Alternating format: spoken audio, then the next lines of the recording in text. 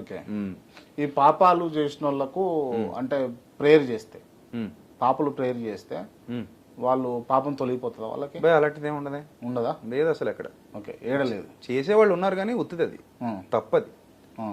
మీరు నేను ప్రార్థనలు చేసేస్తే మన పాపాలు ఎందుకు పోతాయి? మేము పోవు, అది లేనలేదు. ప్రార్థనలకి పాపాలు పోవు. ఈ తేలు గరిస్తే లేకపోతే పాము గరిస్తే మంత్రాలు వేస్తారు కదా కొంతమంది, ప్రేయర్ చేస్తే అట్లా సాధ్యపడుతుందా? బయట చాలా మంది సామాజికవేత్తలు నిరూపిస్తున్నారు కదా, తేలికి పావులకి మంత్రాలు వేయించుకోకుండా హాస్పిటల్స్కి పోండి చచ్చిపోతున్నారని. అవును, ఇదే అంతే, ట్రూత్ అది. పాపం చేసిన వాళ్ళని దేవుడు రక్షిస్తాడా? రక్షిస్తాడు. ఎందుకు రక్షిస్తాడు? మారు మనసు పొందితే అవకాశం ఇస్తాడు. రైట్. నేను రీసెంట్గా ఒక పాస్టర్ను ఇంటర్వ్యూ చేసిన, విజయ్ కుమార్ గారు. మీకు తెలుసు.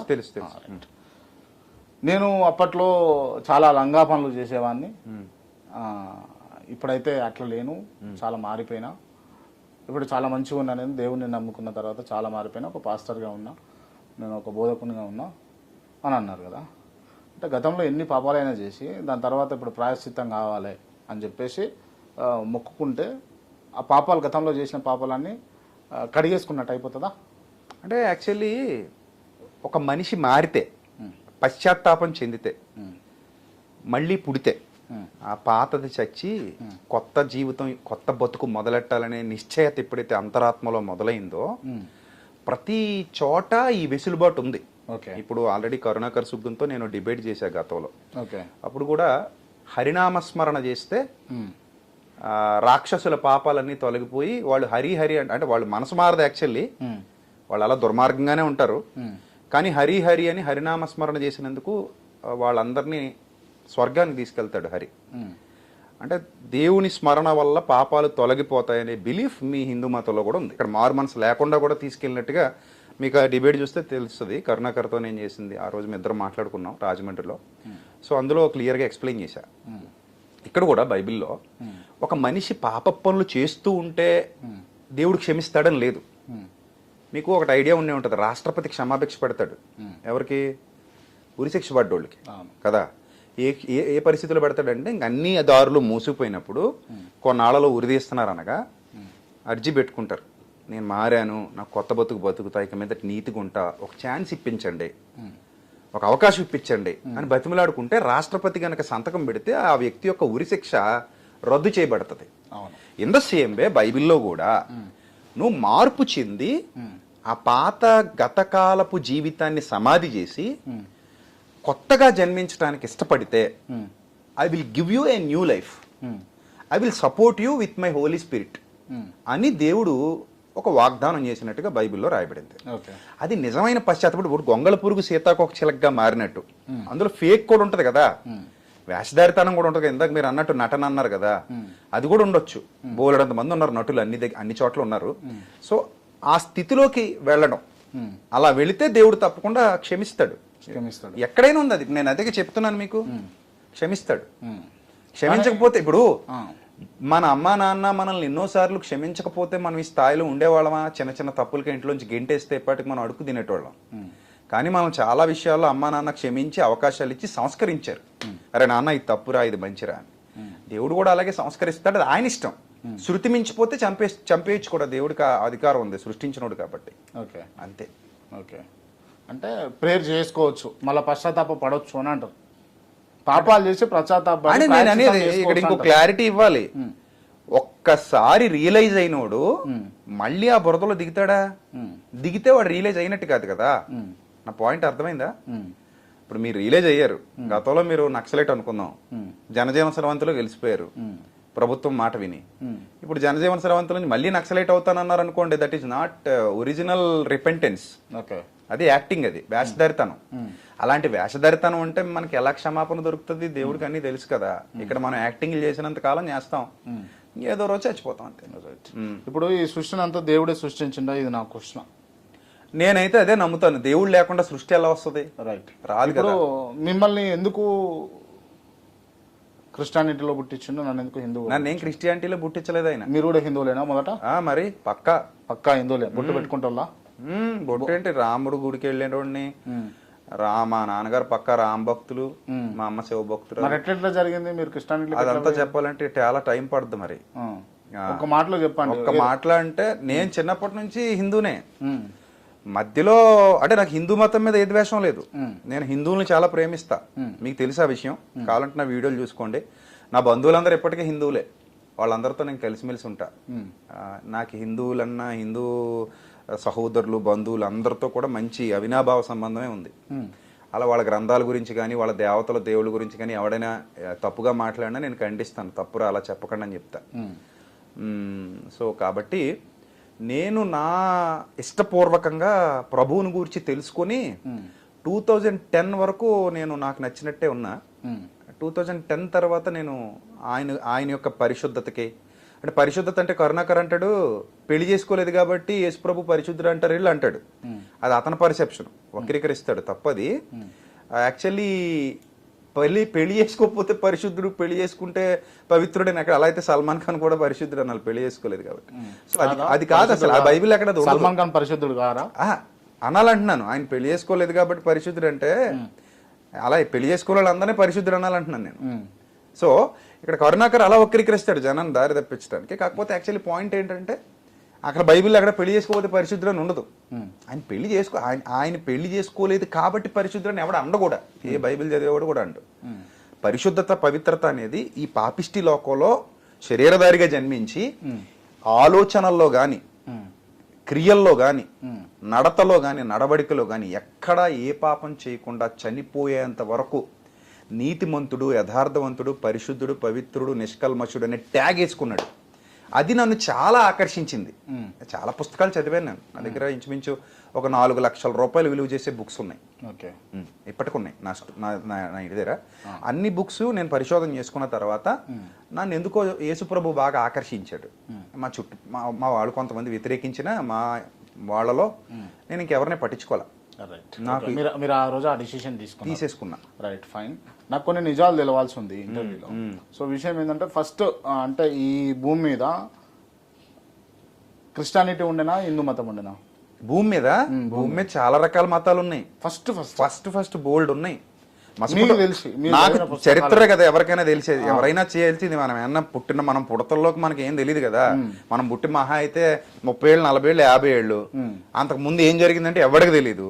అది ఎవరు తెలుసుకోవాలన్నా దేని మీద బేస్ అయ్యి తెలుసుకోవాలి? చరిత్ర మీద బేస్ అయ్యే తెలుసుకోవాలి.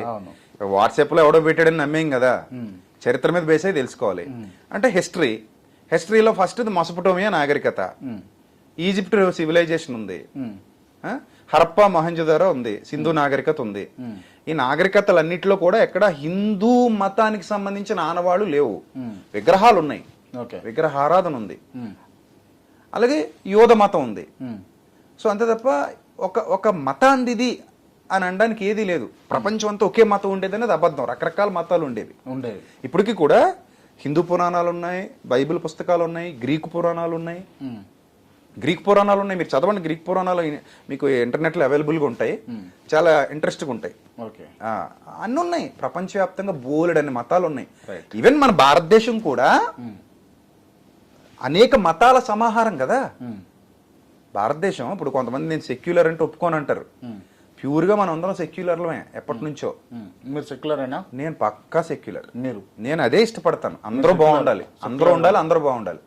ఇప్పుడు నా ఉద్దేశం ఏంటంటే క్రాంతి గారు, కేవలం హిందువుల వల్లే భారతదేశం డెవలప్ అయిందంటే మీరు ఒప్పుకుంటారా?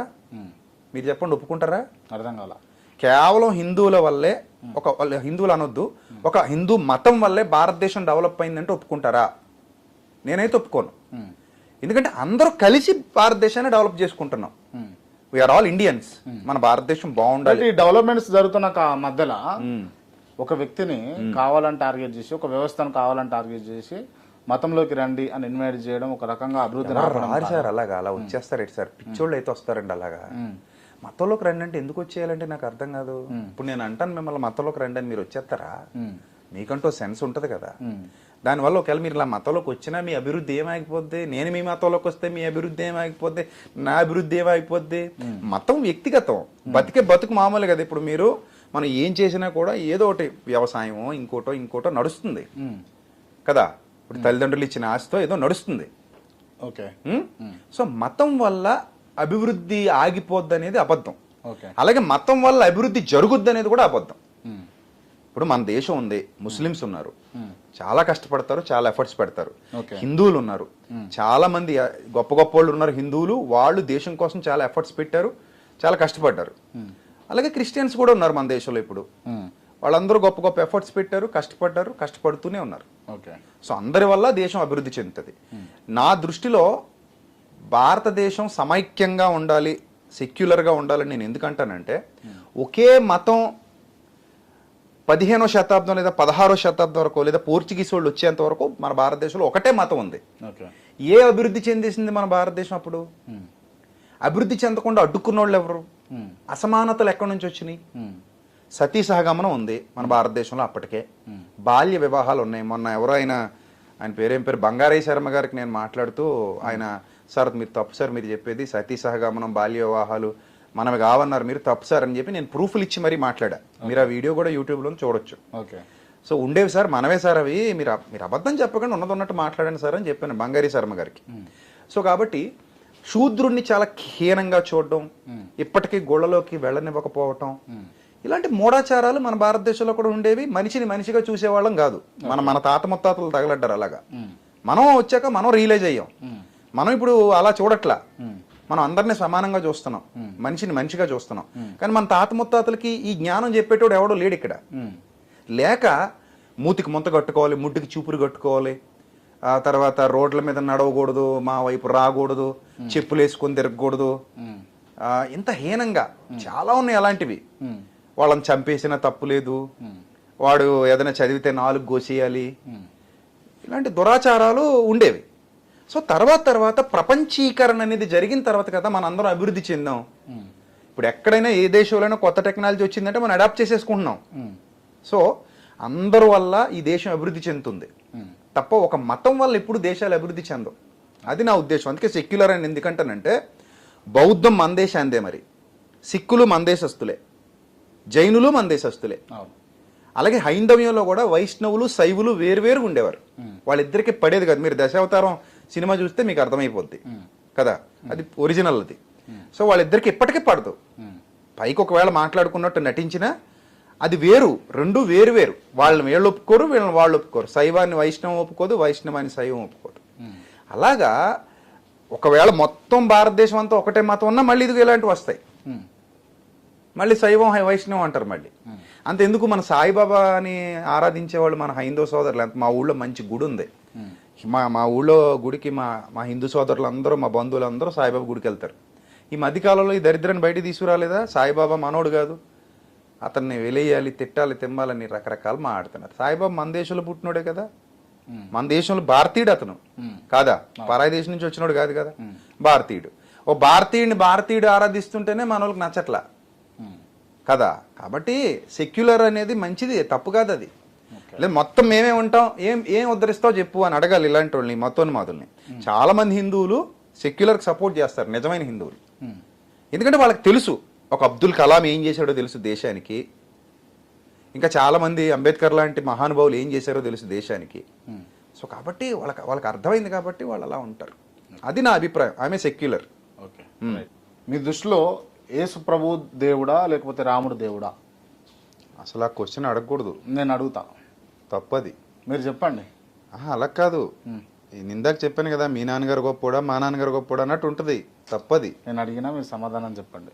ఇప్పుడు యేసు ప్రభు నాకు దేవుడు అయితే, రాముడు హైందవ సోదరులందరికీ దేవుడు. నేను నమ్మనంత మాత్రాన ఆయన దేవుడు కాకుండా పోడు, వాళ్ళు నమ్మనంత మాత్రం నాకు ఈయన దేవుడు కాకుండా పోడు కదా. సో కాబట్టి ఆ క్వశ్చన్ ఈజ్ వెరీ రాంగ్. ఎందుకంటే దానివల్ల మీరు చెప్పిన ఆన్సర్ నాకు నచ్చింది, మీరు మళ్ళీ చెప్పరా ఆన్సర్ నాకు. నేను నమ్మనంత మాత్రాన వాళ్ళకి రాముడు దేవుడు కాకుండా పోడు, వాళ్ళు నమ్మనంత మాత్రాన నాకు యేసుక్రీస్తు దేవుడు కాకుండా పోడు. ఇక్కడ నేను యేసు ప్రభు దేవుడు అని ఎలా నమ్ముతున్నానో అక్కడ వాళ్ళు కూడా రాముడు దేవుడు అని నమ్ముతున్నారు. సో దేవుళ్ళు ఎంతమంది ఉంటారా అనే ప్రశ్న వచ్చినప్పుడు, దేవుడు ఎవరు అనేటువంటి చర్చ జరుగుతున్నప్పుడు అందరూ కూర్చొని పుస్తకాలు ముందేసుకుని ప్రేమపూర్వకంగా మాట్లాడుకుని డిసైడ్ చేసుకుంటే అది మంచి విషయం. అంతేగాని ఒక్కడిని చేసి నన్ను ఇంటర్వ్యూలో కూర్చోబెట్టి రాముడు దేవుడా యేసుప్రభు దేవుడా అని అడిగితే తప్పు కదా అది. చాలా తప్పది ఆ క్వశ్చన్. మీరు ఎవరిని అడగండి ఎప్పుడు కూడా, ఎవరిని అడగొద్దు, అడగకూడదు కూడా. అడగొద్దు. ఎందుకంటే ఇప్పుడు ఎవడైనా యేసుప్రభు దేవుడు రాముడు దేవుడు కాదు అన్నాడు అనుకోండి, కంగారు పడి, అప్పుడు వాళ్ళందరినీ హట్ చేసినట్టే కదా. అది సెక్యులరిజం ఎలా అవుతుంది? నేను అదే అంటున్నాను. ఇప్పుడు మా రాముడే దేవుడు, మిగిలిన వాళ్ళు దేవుడు కాదు అనేవాడు అసలు భారతదేశంలో ఉండకూడదు. మా యేసుప్రభువే దేవుడు, మిగిలిన వాళ్ళు ఎవరు దేవుళ్ళు కాదని దూషించేవాడు భారతదేశంలో ఉండకూడదు. ఇప్పుడు నీ దేవుడు దేవుడా, నా దేవుడు దేవుడా, ఇంతమంది దేవుళ్ళు ఉండరు కదా, అందరికీ ఒకడే సృష్టికర్త కదా. మనందరం కూర్చుని ఇష్టాగోష్ఠి ప్రేమపూర్వక చర్చ జరిపి ఆ దేవుడు ఎవరో తెలుసుకుందాం, ఆ దేవుడి లక్షణాలు ఏంటో తెలుసుకుందాం, దేవుడికి ఉండాల్సిన క్యారెక్టర్ ఏంటో తెలుసుకుందాం అని కూర్చుంటే అది యాక్సెప్టబుల్. రైట్. మరి హిందువుగా ఉన్నటువంటి మీరు క్రిస్టియానిటీలోకి పోవడానికి అసలైన కారణం ఏంటి? నేను చెప్పాను కదా, I like Jesus very much. నేను పరిశోధన చేశా. నా పరిశోధనలో నేను చదివిన అన్ని పుస్తకాలు మీకు ఎందుకు ఇంపాక్ట్ ఎడబడ్డది? నాకు ఇంపాక్ట్ ఎక్కడ పడిందంటే, దేవుడు అనగానే నాకు యేసుక్రీస్తు ఎందుకు నచ్చా అంటే, యేసుక్రీస్తు బైబిలు ఎందుకు నచ్చాడంటే, నాకు ఆయన కొత్త నిబంధనలో ఆయన పరిచయం చదివిన తర్వాత ఫస్ట్ నేను కొత్త నిబంధనే చదివా. పాత నిబంధన అంటే నేను చదవలేదు. స్టార్టింగ్ లో కూడా చెప్తున్నా, ఇప్పుడు కాదు. పాత నిబంధన యూదుల కోసం ఇవ్వబడింది స్టార్టింగ్ లో, అది క్రీస్తుకు పూర్వం 1600 సంవత్సరాల క్రిందట. క్రొత్త నిబంధన యేసుక్రీస్తు ద్వారా వచ్చింది.